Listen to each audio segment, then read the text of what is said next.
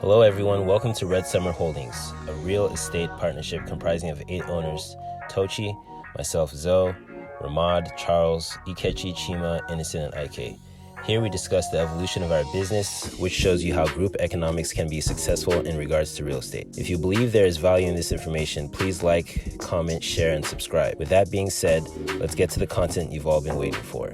Well, let's start. So this property, was it Gimber, 1526 Gimber, is probably the most it fits our profile the best. Some rough things about it. What is that? It's 100 years old, right in our wheelhouse here. It was on for a day when I looked at it, and the cash on cash made sense. It was just over 10% cash on cash with debt service, which is the old way we were looking at things. I didn't know how to, well, without debt service, the cash on cash is a little bit, just over 15%, which is also good. Anything, I think that at least what I've been telling our lenders is anything near or around 10% cash on cash is what we care about, which is essentially saying, if we put in 30K in down payments, any amount of money for any other structure, we put in 30K, we'll get back 3,000 at the end of that year, which is pretty good, I think. Okay, let's click on it.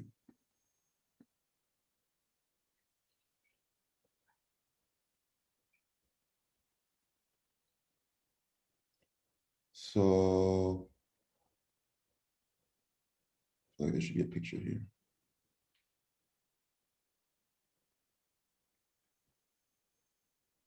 So this is a property here. It's fully occupied. I think it's 2 long-term tenants. So this is in Indianapolis, or is this a suburb? This is in Indianapolis proper. Okay. It's like 2.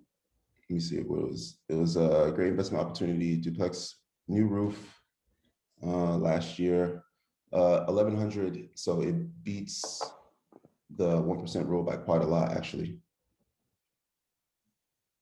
And there's two units, 730 square feet each, that's crazy that in 730 square feet, you're able to get 4 bedrooms. Yeah, that doesn't make much sense to me. That's like nuts. That means that there's probably, no dining room. I don't know. I mean, honestly, you should probably knock out 2 of those bedrooms, make it 2-bedroom, 1 bath. Like, how many families? Space for a dining room in 730 square feet? It's like the question is there space for 4 people in 730 square feet? Yeah. No, there's space for people. If 2 of them are, below 5 feet and children, then there's space probably. But and then looking at the neighborhood, which is why I was most compelled by this property, is that it seemed to be like, the lowest ilk on the block, which is what you want to do. So this is it here, and then all these other houses, seem upright, seem to be doing okay. Again, a lot of space, but it's just on a skinny street. What's that to the left right there? Is that someone else's? Yeah, this is open yard space. That's another thing. So like the difference between I would say this from looking at Google Maps is that they like fence off their open space more than like in Memphis. Memphis will just be like somebody's land, and then there'll be a house, just land, and then another house. There's no sort of demarcation that this land is like owned by somebody. Also, it's like kept. I think it's attached to this property. Yeah, you're probably right. But a lot of these, the yard area is not too different from, Ohio or Memphis or any of the regions we looked at where, there's a lot of open space, except for these ones tend to be fenced off. Generally, I feel like I've seen the more the fencing, the worse the neighborhood. Where if people are more protective of their property and their space, then generally the neighborhood is not as nice. Yeah. Okay, and then I'll go on to the next one. Similar to bars in the windows in the hood. Exactly. The more protective in general, the less trustworthy the neighborhood, the less trustworthy the people, I suppose. This zip seems to be like sort of like a low B, middle to middle C sort of area. If you look at it here, see if we can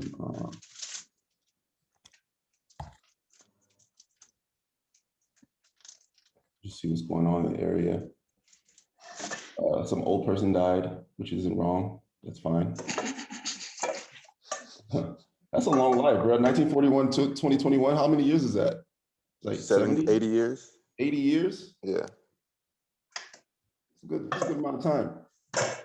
But like one thing that I've learned to do too is like when I Google in the zip code, if like recent murders come up, that's like a problem. Like there was one I was looking at in Memphis, and it was like something crazy, like 7 murders in 2 weeks or something like that in the area. I can't remember. No, it might have been Ohio actually. But pretty uneventful. Maybe if I do. Put like crime. Okay.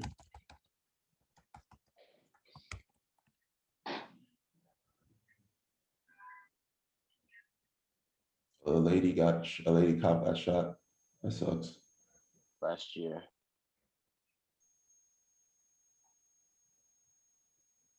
In the line of duty. You should put like 2021 and see what it's like.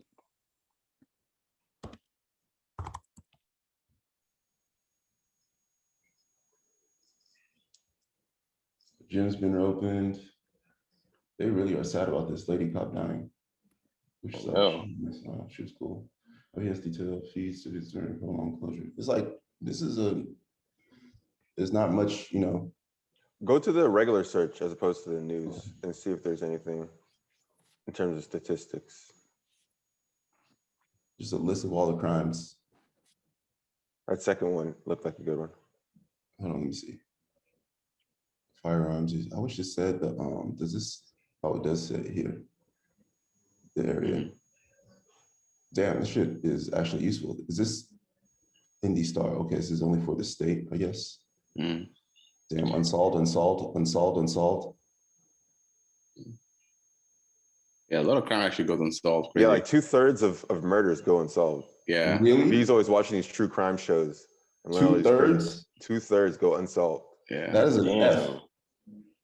Unsolved. Horrible. A lot of times, location, no witnesses, camera. Especially in big cities. In big cities, cameras. people just get got and that's it. Then that's crazy. This Black female was young. Oh, there's an arrest there. 28. Black male, unsolved. Well, I'm sorry, I'm going off on a tangent here. Yeah, go back to the second link. This one? Yeah, that one looks like it has some statistics.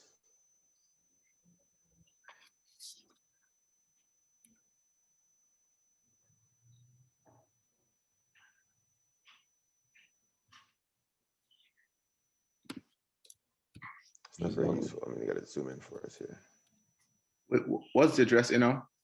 The address is 1526 East Gimber, Gimber, 46203.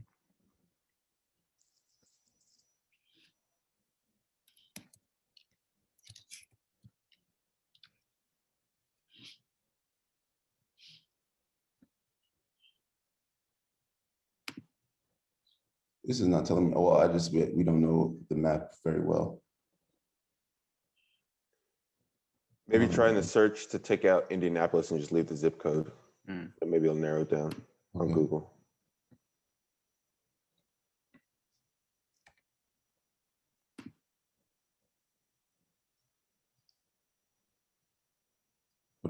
Where are the bad areas? Bad areas would be Hopville, Brightwood, Hills, plus we on the west side, Indianapolis.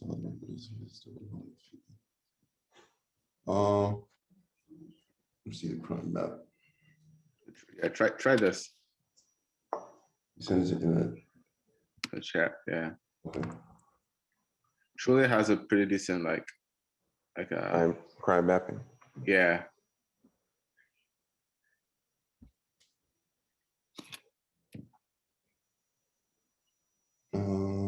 How do I find the chat on Zoom?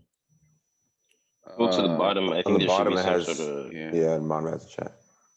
Just hover over the bottom. And if you don't see it, tap on like the 3 dots. It might pop up. Oh, okay.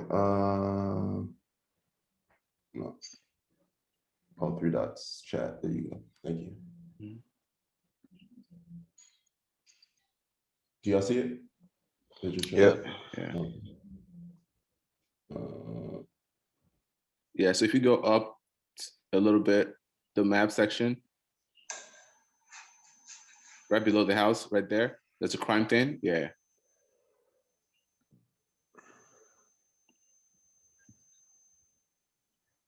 And on the right, it breaks it down. Oh, so this is the property, and then this is Yeah. the criminal. Like the density of crime. It's a lot of theft. I don't know what this is. Just saying a bunch of theft.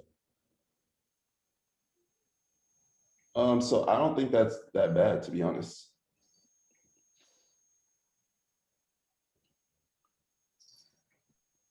That's sorry, my computer's. I may have too many things open. What else does that happen? I have nothing open. All things considered, police department calls for service for a subject. Credit card scamming. White collar crime. Yeah. Live with that. The hood white collar crime scamming. I think it's fine. I mean, that's relatively fine. So it's an okay neighborhood as far as for purchase. Like I said, probably like middle, from middle C to middle B, middle C to low B, probably.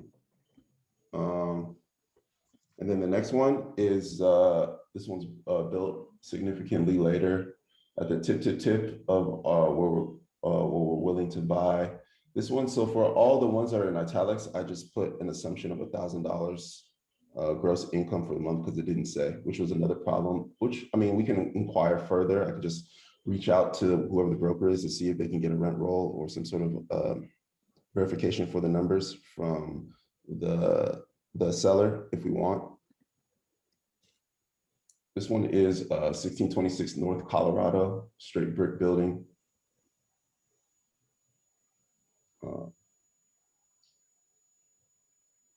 Also been on for 4 days.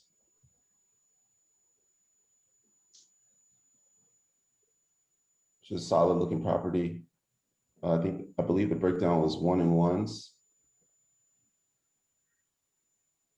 And this person's just trying to come up. They purchased for like 55,000 in 2015. So it's about time. What other insights did I care about to speak of?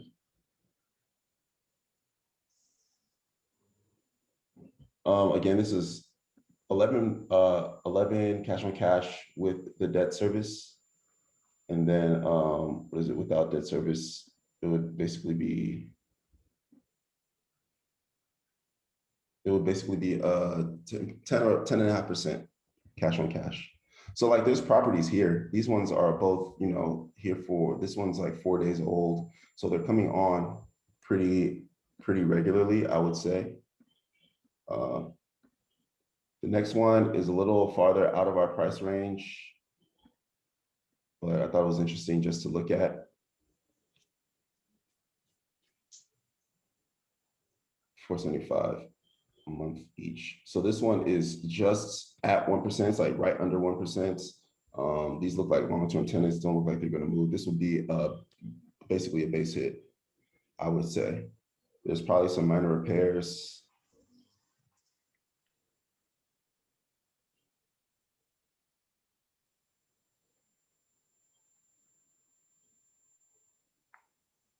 Let me turn some stuff off. My computer's working really hard. Let's keep going.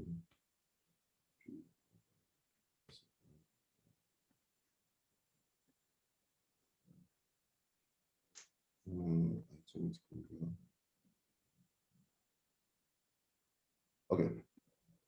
So these are like these are the properties. And again, they're basically it's like a good investing area, good value investing area, I would say.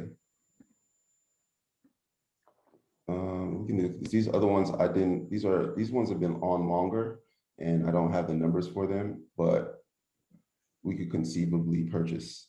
Like I wouldn't be mad if we purchased something like this. The interior looks nice. Mm-hmm. These are all solid.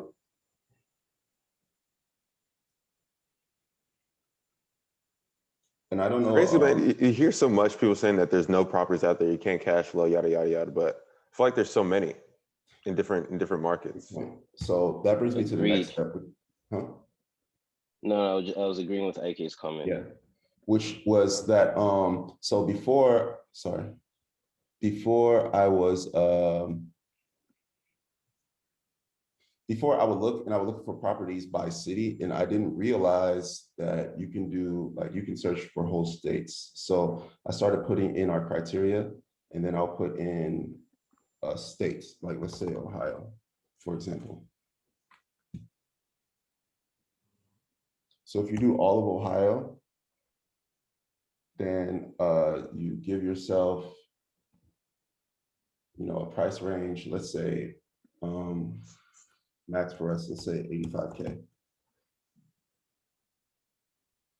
And then you say, it's already got what, thousands of homes. Then you say home type, you take all these out, leave apartments, multifamily. This is basically, we're already here. Like we're already at what we care about. And then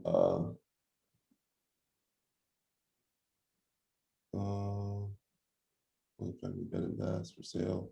This is basically, all of these are conceivably in our wheelhouse. You see what I'm saying? I didn't realize. Now, the only difference is that this isn't necessarily, they're not going to be necessarily in a large city. They're not going to be in Cincinnati or Columbus or what's my third Ohio city? Cleveland. But as long as they cash flow, what is our problem? Like what we're looking for is essentially turnkeys, because we'll be managing our managers who deal with the day-to-day. So as long as the property is good and solid, the main things, the floor, the roof, the piping and the electricity go well. I think part of our strategy was we were trying to, I guess, have it both ways. So cash flow and appreciation. So I guess just the more growth potential of the area, the more chance that, in X number of years would have, the property value would have gone up. I think that's, yeah, but I get your sentiment. Well, even still, we can because that's a good point. We can still make it, proximal to whatever major city it is that we care to be close to because of potential increase in property value or employment. Like we can say, we give it a parameter of, more or less than 20 miles from the major city. We can create, so like here is Columbus. You can remove the boundary and draw your own. That's sweet. Oh, that's tight. And apply it there. So now it's not necessarily Columbus proper, but it's anything within whatever this shape that I just drew to Columbus. And so, these are trash. Oh, this one looks fine. What is this? 75K, great investment opportunity, live in, one unit, rent out the other, or both. Sold as is. Like the exterior. There's going to be CapEx issues. Yeah. Cash or conventional lending financing, which means they don't want to do carry finance, but they're open to wait. So they want that cash, and they just care about cash. We could probably get this for a deal, actually. Yeah, that would require fixing the roof. Yeah, there's going to be some sort of repair. Paint. Yeah. The thing is, what they're saying probably is that it's worth 75K if it were repaired, but there's probably some issues that'll make it worth maybe 60, but you'll still be putting 75 in to be able to get in whatever it is. Which they didn't say the cash flow. It's potentially got one vacant unit because they're talking about you living in one and renting out the other. So maybe they live in one. but there's a deal there somewhere in there. You see what I'm saying? And this is in Lancaster, Ohio, which I would have never known about if I didn't draw whatever the object that oval that I drew. Yeah. And then you can go on and, you know, investigate.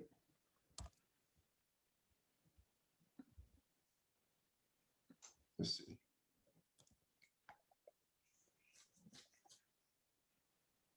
What would I care about? I would care about news in Lancaster, Ohio. Ugh.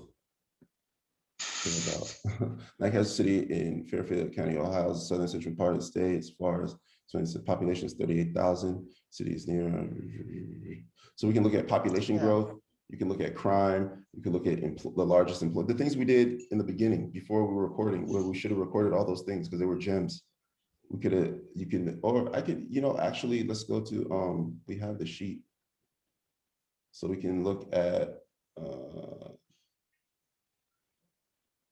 City data, demographics.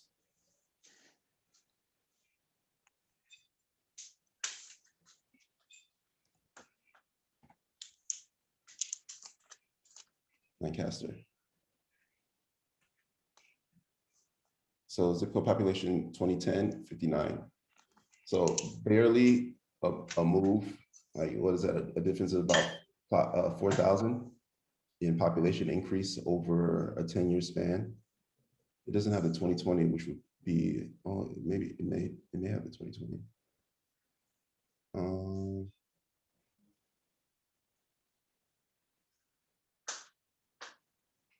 Yeah, it seems like it's 33 miles from Columbus. It's going to go how Columbus goes. Mm-hmm.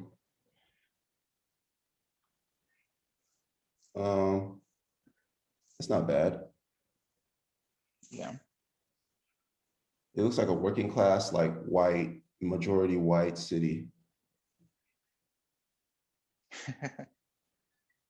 Yeah. But I'm sure it's like a solid base hit. What else? Estimated median household income is 55K. That's crazy. If you're in California and you're making 55K, you are poor. Actually, you can't even be under a bridge. Bridges, the rent for bridge is more expensive. 55K. That's so nuts that this is all one country. But you guys see where I'm going with that, where I still think that, you know, we should go for a city of notes. I don't know why. I don't actually have a good reason, but just a level of comfort and recognize. But, you know, later down the line, there's nothing wrong with Lancaster, Ohio, if it's cash flowing and we can manage it reasonably well. But yeah, I think that was pretty much the last thing I want to say, is that like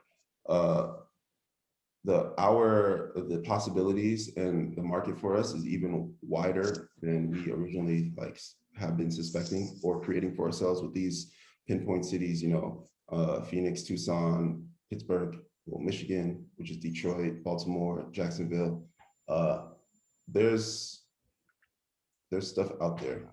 I say that to say that. So I'm pretty sure that we're going to stick to Memphis just to keep watching it, just because we know it the best so far. And I'm more than likely will purchase in Memphis. It's going to be pushed down though, because I want to see this refi through and potentially a line to credit. But in the meantime, our knowledge base has grown. Our level of comfort with these ideas and what matters has grown. 10% cash on cash is still what we're looking for, minimum. So probably anywhere between 10% and 15%, because it seems like after that, the risk gets too high and the crime gets too high. And we just want to show and prove. So, but that's all for me, all for today. Thank you for watching. Please remember to like, comment, share, and subscribe. Peace.